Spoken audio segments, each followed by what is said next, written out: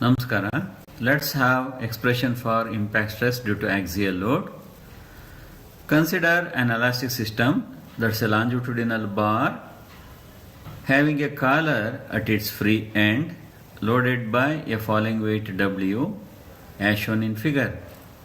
Suppose W is the falling weight in Newton, F prime is the impact force in Newton, H is the height through which the weight falls in millimeter, delta is the static deformation in millimeter under the action of the weight W, delta prime is the deformation under impact action in millimeter, sigma is the static stress in megapascal or Newton per millimeter squared, sigma prime is the impact stress in Newton per millimeter squared, L is the length of the bar in millimeter, A is the cross-sectional area of the bar in millimeter squared, E is the modulus of elasticity of bar material or Young's modulus in Newton per millimeter squared. The product W and H plus delta prime is the potential energy released by the falling weight, and the product average impact force and deformation under impact action is the strain energy or the energy absorbed. The weight W falls through the height H and strikes the collar of the bar.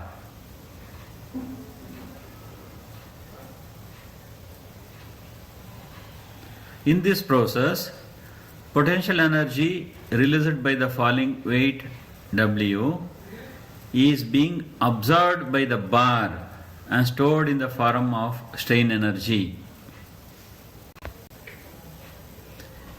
That is, energy absorbed or strain energy is equal to potential energy released by the falling weight. That is, energy absorbed by the bar, longitudinal bar, is equal to potential energy released by the falling weight W. That is, F prime into delta prime divided by 2 is equal to W into H plus delta prime. We know that stress is force by area. Here, impact stress sigma prime is equal to impact force by cross-sectional area A, or impact force F prime is equal to impact stress into cross-sectional area A. Hence, by substituting for impact force F prime by sigma prime A, equation 1 can be rewritten as sigma prime A into delta prime divided by 2 is equal to delta H plus WH plus W delta prime.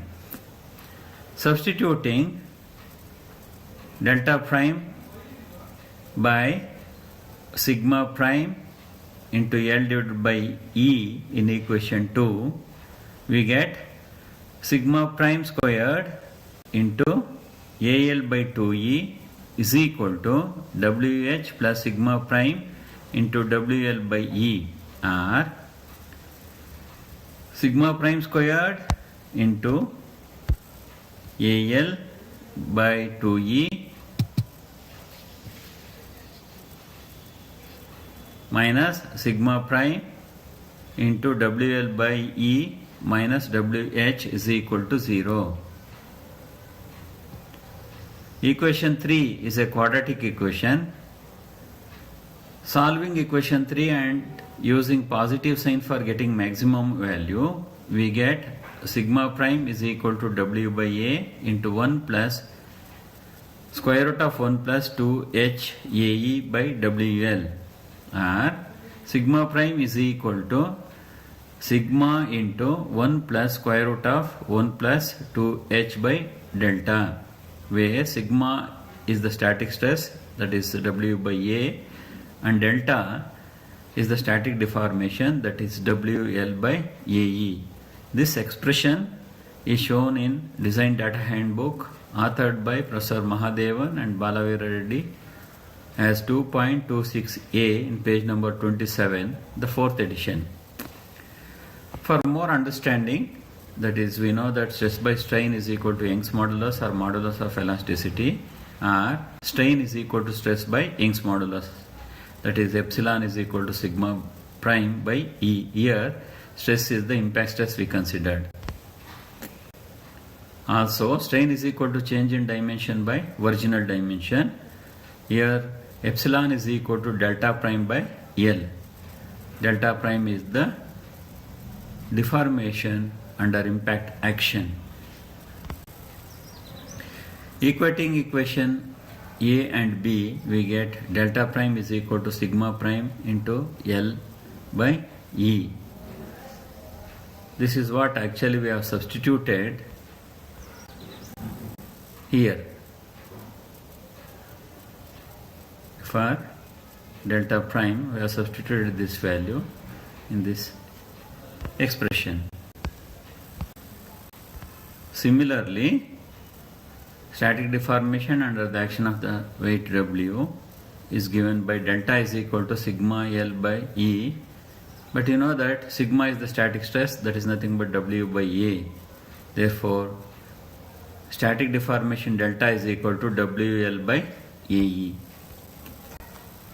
That is, delta is equal to WL by AE. We have substituted here for this. Thank you.